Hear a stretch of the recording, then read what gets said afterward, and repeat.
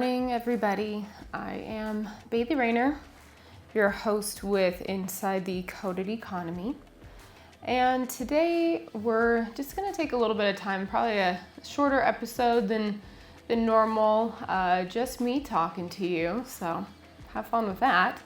But today we're going to talk about work efficiency, positive business relationships, and then also just balance, work-life balance. And the reason why I chose this discussion today, there's a lot that goes on in the day-to-day life, and a lot of times people ask me, how I handle it all and manage it all, and I wear a lot of different hats, which is very true. It's definitely not easy, and sometimes you drop the ball, and sometimes you have to admit that.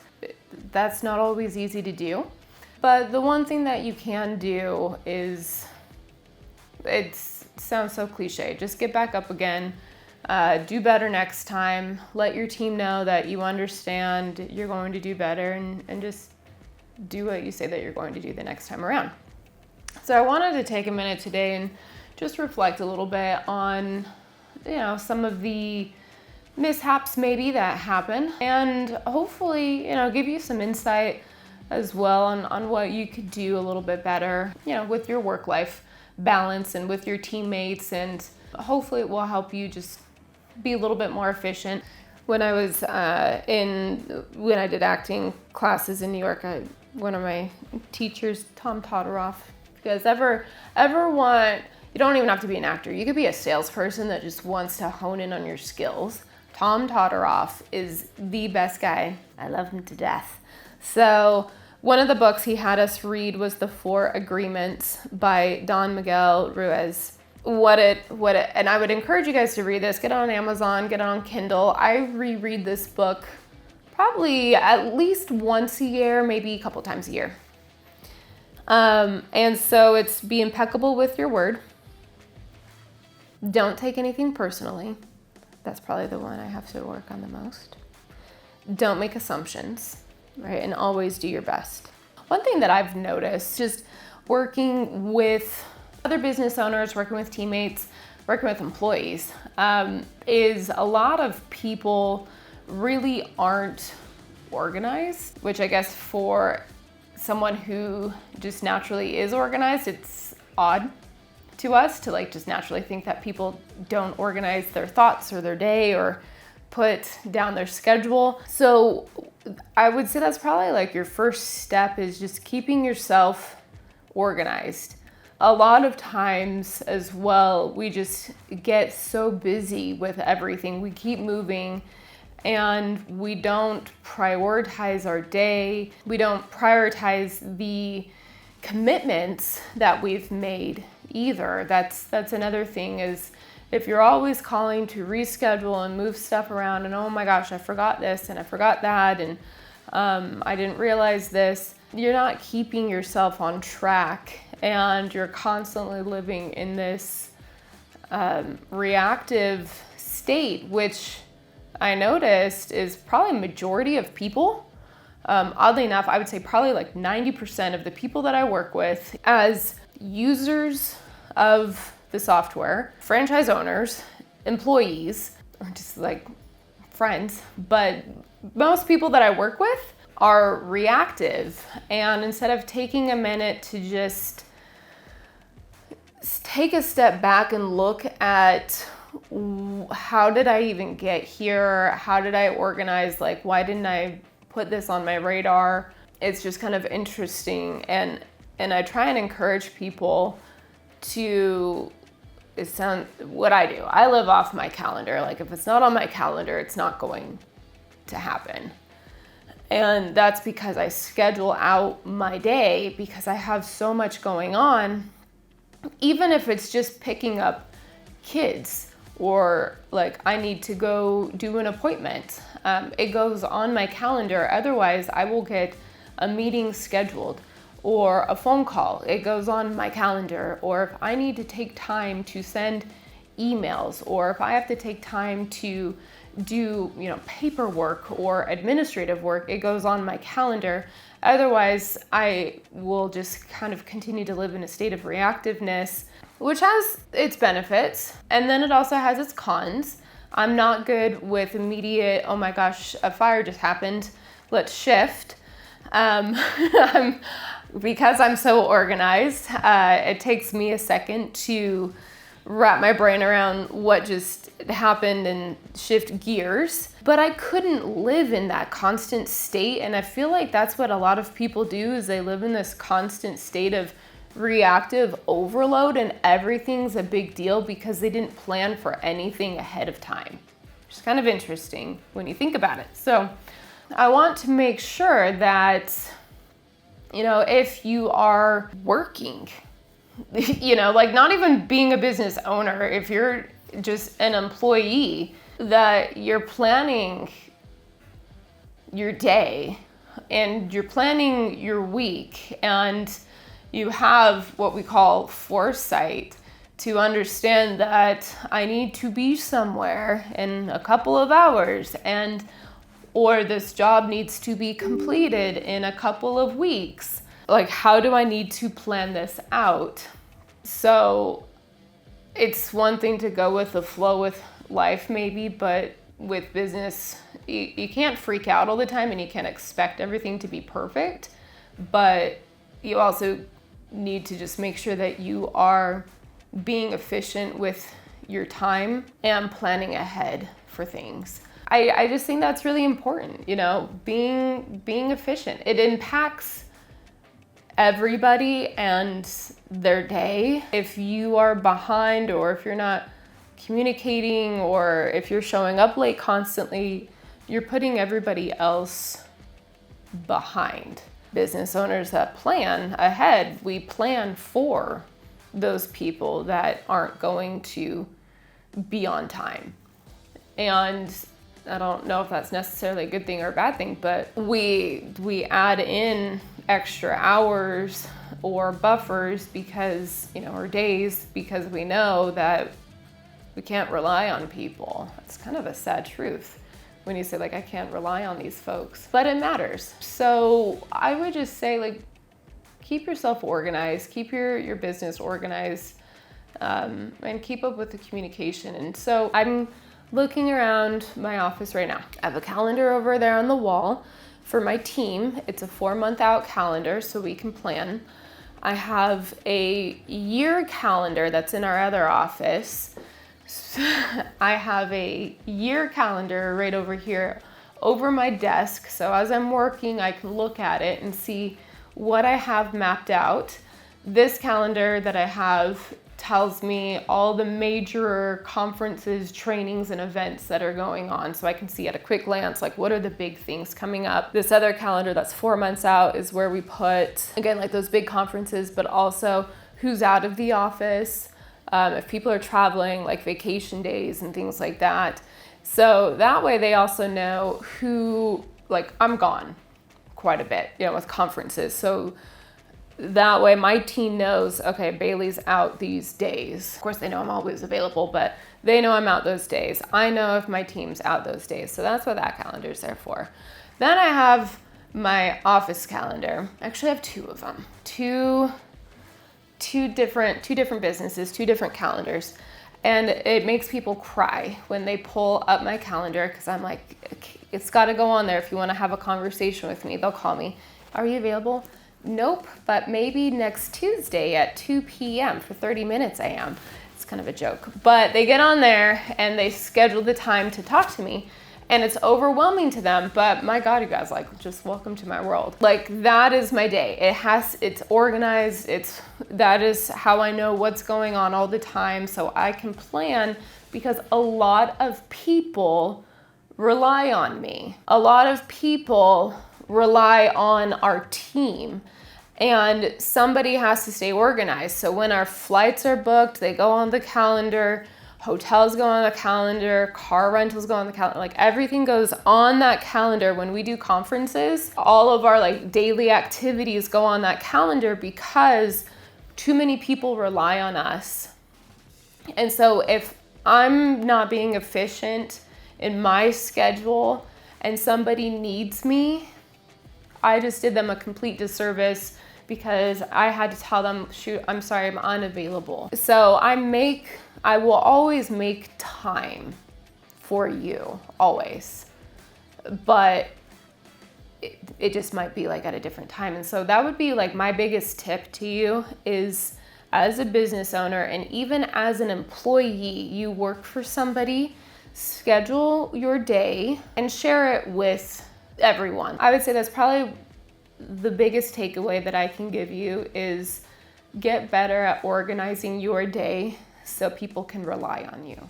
Talking about people being able to rely on you, what makes like a good partner? Whether you are a vendor partner, whether you are an employee partner, whether you are working on like an actual like partnership, like investing in a business partnership, whether you are a franchisee-franchisor partnership, or whether you are in a relationship partnership, what makes a good partner? And I talked a little bit about this on another podcast. And there's a give on each side of the partnership. You're getting something from me and I'm getting something from you. That is what a partnership is. Now I listen to like a lot of different podcasts, a lot of different people, and they talk about love is giving something without expecting something in return. Okay, that's love, right? Like you take care of your kids and you don't expect your kids to give you anything in return. They can, run around and they're going to mess up your house and sneeze in your eyes, but you love them and you take care of them. You don't have a partnership with your children, but you have a partnership with these other people. So there is a give. There has to be. That is a partnership. So if you're not getting something in return, that's not a good partnership. And if the expectation is so high over here, but so low over here, that's also not a fair partnership. Now, the other thing is not everybody is equal in these partnerships. And so what makes a good partnership is effective communication and effective understanding. And also, what are the expectations of each partner? I think that's really important, is the expectation. That's why a lot of relationships fail, is somebody has an expectation in their mind and we make the assumption that the other person knows what that expectation is. And I think that is also extremely true in business. That's why a lot of coworkers get upset with each other. That's why a lot of, vendor partners, people get upset with their vendor partners, is they have this expectation that they had in their mind that they never communicated to someone. So I think that's really good to be able to communicate, like, this is what I'm going to give you. And if you need something more, I need to understand what that is. And this is what I need from you. I'm gonna talk on like the tech company side as a vendor. I have a lot of partnerships and expectations, from our users. My users, what do I need from them? Use the system and use the system. Close out your jobs, and there we have it. Like, that's it. Like, pay your subscription, close out your jobs. Let me know what you need. Be nice, to my employees. If there's a problem, just be nice and professional. That's an expectation. I don't expect that much, right? But my users have a pretty high expectation from my team. Make sure the software works. If I'm part of a lead program, make sure I'm getting leads. How much can I expect from the leads? Please supply training, supply communication, make sure that you hire nice employees, make sure that you have bilingual employees. Here's the entire list of everything that I want from you. And, as a provider, like, I'm supposed to give that to my users. And in return, I just expect them to continue to pay their subscriptions, close out their jobs, and when they call in with frustrations, just try to be nice. But dude, I understand if you're super frustrated, tell me about it, right? Like, let me know. And if you have a problem with something, also let us know. Like, if we can make something better, let me know. How can we help you? So one thing that I always do with my customers is I tell them, like, give me your wish list. I cannot guarantee that I can give you everything that's on it, But what I'm going to do is take a look at your wish list, dissect it, and I'm going to come back with what I can do for you right now and when I can make that happen. And if I can make these other things happen, I'll let you know. I think that's very important in all aspects. When we hire on employees, we give them a job description and an SOP.